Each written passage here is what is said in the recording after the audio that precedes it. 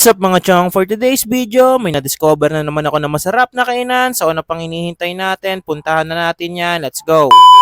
Nandito nga pala ako ngayon sa simbahan ng Baclaran para puntahan ang ugbo dito sa may Baclaran. Oo, tama yung narinig mo, ugbo dito sa Baclaran, hindi sa Tondo. Dito lang yan mismo sa likod ng simbahan at nag-o-offer sila dito ng iba't ibang pagkain gaya ng snowballs, unlimited rice and unlimited gravy. Meron din sila ditong California Maki for 89 pesos. Meron din sila iba't ibang uri ng flavor ng shake. Meron din nagtitinda ng lechon kawali at fried rice at marami pang iba mga pre. So ang first destination natin ngayon ay itong Chef Duway na nag-o-offer ng lechon kawali, sisig at masarap na fried rice. Ang angas nga dito kasi mga chong merong live show kung paano nila niluluto yung fried rice na yan. Panoorin natin.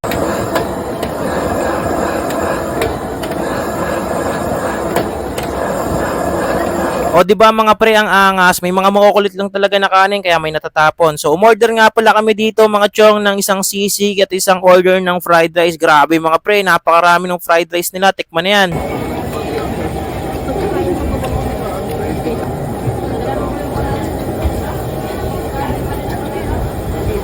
Grabe mga pre, sa sobrang sarap nakalimutan ko na magsalita sa vlog. Kung i-rate natin to mga pre, 8 out of 10 sa atin to dahil napaka-solid. May na-discover din pala kami dito ang bilihan ng fried siopaw at fried dumplings na sa sobrang murang halaga pwede mo nang matikman to for only 10 pesos. Oo, tama yung narinig, 10 pesos each lang yan for fried siopaw at fried dumplings. So bumili na nga pala kami ng tag 2 piraso. Nilagyan na rin namin to ng chili oil, sabi ni kuya, at lagyan din daw namin to ng toyo. So ano pang hinihintay natin? Tikman na yan. Let's go! Kami ngayon sa Ugbo Baclaran. Subukan natin yung fried siomay. Ano? Fried siomay. Fried siopaw pala.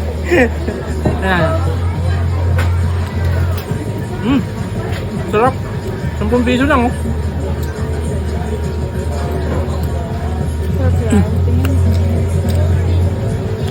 Ito naman yung dumplings nila. 10 pesos lang din.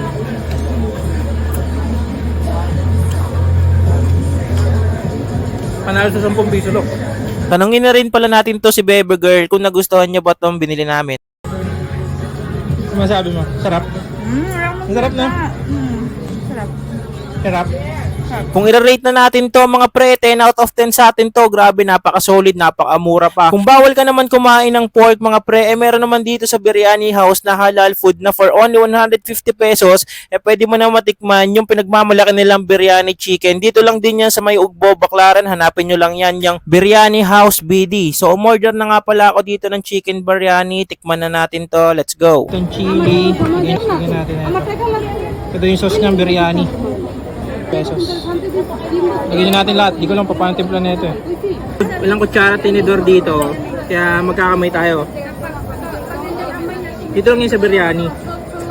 Para daw authentic na authentic. So, nilagyan natin na itong mga to. Tsaka nung chili nila. Di ko lang paano titimplahin to eh. So, tikman muna natin.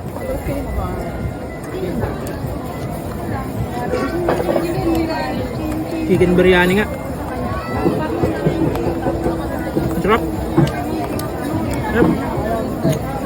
Ganito yung mga natitikman ko sa mga sa mga restaurant na parang Indian food. Ewan ko kung tama, kung Indian ba yung biryani. Sarap ako dito. 150 pesos lang. Kung i-rate natin to mga pre, grabe mga chom, first time to, 11 out of 10 sa akin to dahil for only 150 pesos, grabe, napakalasa, napakasarap. So kung nagutom ka dito sa video na to, ano pang hinihintay mo? Pumunta ka na dito sa Ugbo Baclaran, isama mo na yung mga ka-food buddy mo, mahal mo sa buhay. Kung may gusto kong ipa-vlog, comment down below and don't forget to like and subscribe. Bye bye!